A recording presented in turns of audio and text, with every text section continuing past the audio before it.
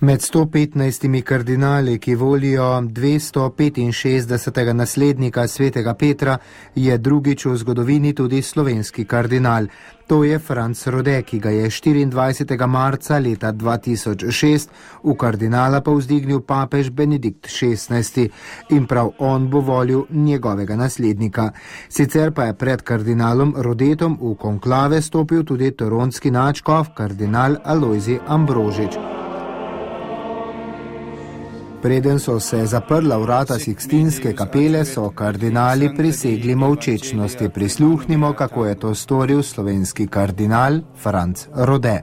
Etego Franz cardinalis Rode, spondeo voveo acuro, sic me Deus adiuvet et ex sancta Dei Evangelia, quem manum mea tango.